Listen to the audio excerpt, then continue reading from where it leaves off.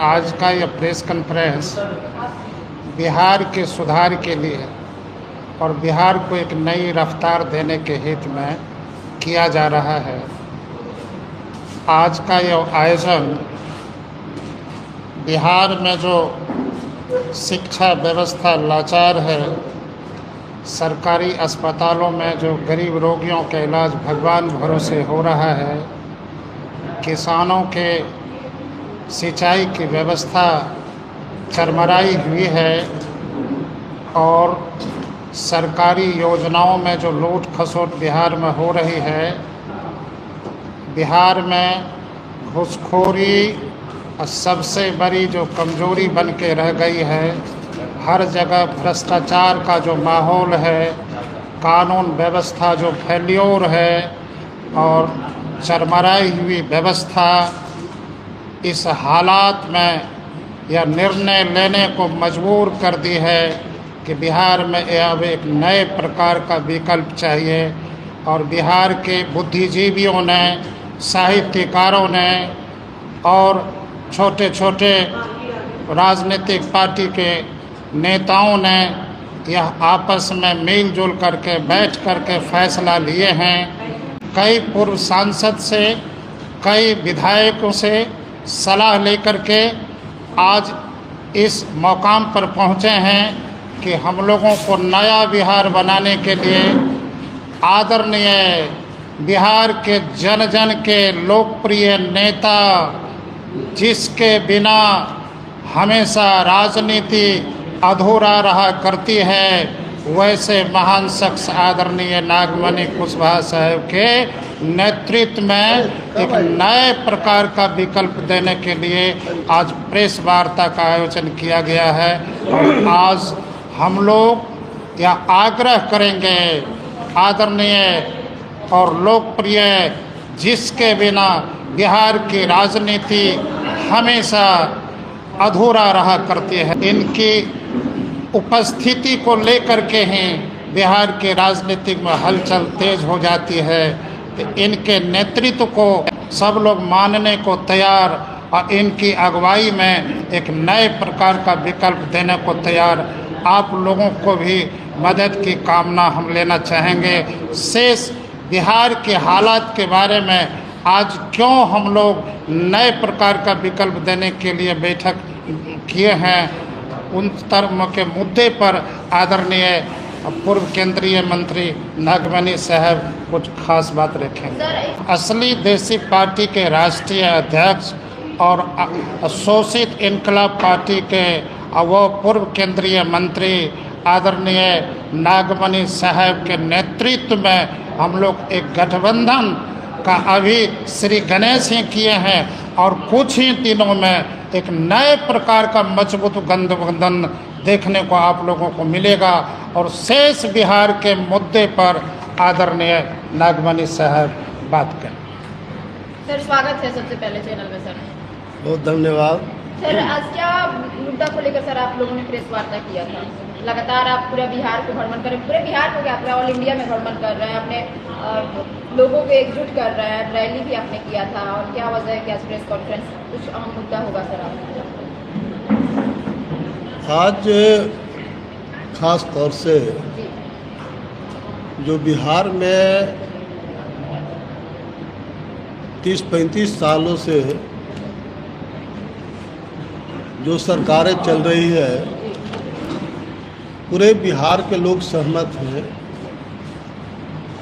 कि बिहार में शिक्षा चौपट, स्वास्थ्य चौपट, बेरोजगारी चरम सीमा पर, भ्रष्टाचार चरम सीमा पर और जो विधि व्यवस्था है उसकी स्थिति काफ़ी नाजुक है। इसलिए ललन बाबू ने काफ़ी पॉलिटिकल पार्टी के लोगों से बात किया है और हमारी भी बात हुई है।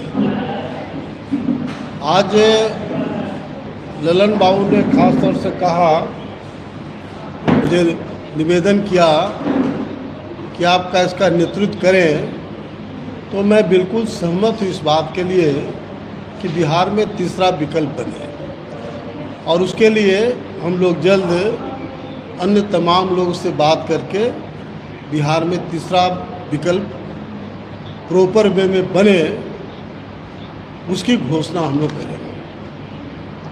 दूसरा है कि देश के सामने एक जो सबसे महत्वपूर्ण समस्या है वह न्यायपालिका का है। न्यायपालिका में जिस तरह से उठापटक हो रहा है, अभी देश के उपराष्ट्रपति का स्टेटमेंट आया सुप्रीम कोर्ट के चीफ जस्टिस पर, तो उन बातों में मैं नहीं जाना चाहता। ये मूल भावना को भटकाने की साजिश किया जा रहा है। देश में जो 90% हरिजन, आदिवासी, मुसलमान और पिछड़ी जातियां हैं, वह न्याय से प्रॉपर वे में न्याय नहीं मिल रहा है, क्योंकि देश में जुडिशरी सर्विस कमीशन के आधार पर जज की नियुक्ति होती है और पिक एंड चूज के आधार पर नियुक्ति हो रही है, जिसके चलते तमाम जो पिछड़े, दलित, अल्पसंख्यक, मुसलमान, आदिवासियों को प्रॉपर हिस्सेदारी नहीं मिल रहा है। मैं खास तौर से माननीय प्रधानमंत्री नरेंद्र मोदी जी और देश के गृह मंत्री अमित शाह साहब से पुरजोर निवेदन करना चाहते हैं कि देश की भावना को देखते हुए, पिछड़े, दलित, आदिवासियों की स्थिति को देखते हुए then and there judiciary service commission देश में बनाया जाए। जिस तरह से यूनियन पब्लिक सर्विस कमीशन के माध्यम से मेरिट के आधार पर लोग की नियुक्ति होती है, उसी तरह से जुडिशरी सर्विस कमीशन बनाया जाए ताकि मेरिट के आधार पर जज की नियुक्ति हो। प्रॉपर वे में तमाम जो देश के 90% तबका है जो काफ़ी अपने आप को नेग्लेक्टेड फील कर रहा है, उनको भी प्रॉपर न्याय मिले।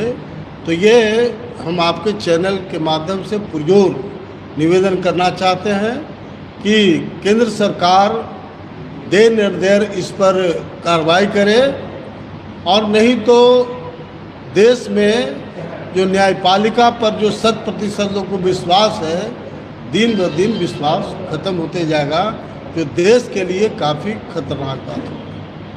धन्यवाद। नागपुरी जी, हमारा एक सवाल रहेगा आपसे कि क्षेत्रीय पार्टी बिहार में जितनी भी बन रही है, उसमें एक नई पार्टी जन सुराज आई है, वो बोल रही है कि अभी हम तीसरे पोजीशन पे हैं, और ऐसे में क्या लग रहा है कि सभी लोग जो तीसरे पोजीशन बता रहे हैं कि तीसरा विकल्प आ चुका है, बिहार में तीसरा विकल्प आ चुका है, इस बीच में भ्रष्टाचारी और बेरोजगारी को आप लोग बिहार से कैसे खत्म करेंगे? बात है कि हजारों पॉलिटिकल पार्टी हैं और हर पॉलिटिकल पार्टी को बोलने का अधिकार है कि हम तीसरा विकल्प बने या पहला विकल्प बने। तो प्रशांत किशोर जी के पॉइंट पर मेरा कोई कमेंट्स नहीं है। हम लोग की कोशिश है कि बिहार में तमाम जितने छोटे छोटे पार्टियां हैं, हर लोग महसूस करते हैं कि अकेले हम चुनाव लड़के जीत नहीं सकते, लेकिन जब तमाम पॉलिटिकल पार्टी एक साथ हो जाएगा तो दुनिया की कोई ताकत नहीं है जो उसको हरा सके। इसलिए हम लोग का आज पहला प्रयास है कि बिहार में तीसरा विकल्प बने, और उसके लिए तमाम पॉलिटिकल पार्टियों से बातचीत हम लोग करेंगे और पूरा कोशिश रहेगा कि बिहार में तीसरा विकल्प बने। विलय करेंगे कभी अपनी पार्टी को किसी? बड़ी राजनीतिक पार्टी में आप? ना विलय करने का कहाँ सवाल है।